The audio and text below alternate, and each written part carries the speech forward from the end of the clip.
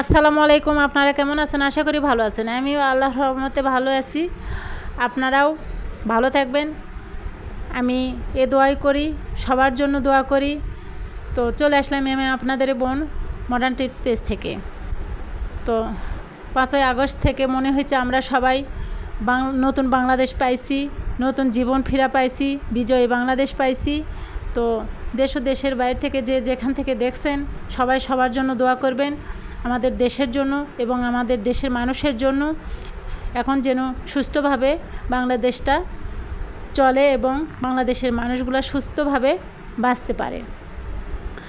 আর যারা মারা গেছে এই আন্দোলনে তাদের জন্য দোয়া করবেন, আল্লাহ যেন তাদের শহীদি মৃত্যু হিসেবে নেয়।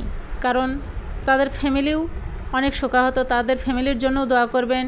তাদের ফ্যামিলিকে আল্লাহ ধৈর্য দেখ, আমরা তাদের জন্য দোয়া করব।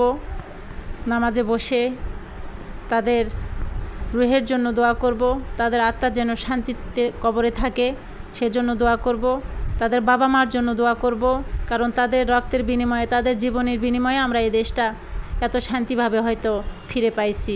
আর এই তাদের রক্তে, তাদের জীবনের বিনিময়ে আমরা আজকে মন খুলে, বুক খুলে চিৎকার করে হাসতে পারতেছি। তো কথাগুলো যদি আমার ভালো লেগে থাকে অবশ্যই শেয়ার করে আর দর্শকদেরকে দেখার সুযোগ করে দেবেন এবং কমেন্ট করে জানাবেন আমি কথাগুলো যদি অবশ্যই ঠিক বলে থাকি।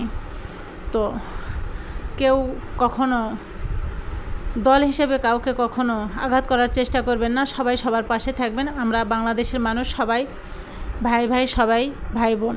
কারণ কখনো কারো আমরা ক্ষতি করার চেষ্টা করব না এবং দেশের কোনো জিনিসের ক্ষতি করব না, কোনো জিনিসেরই ক্ষতি করা যাবে না।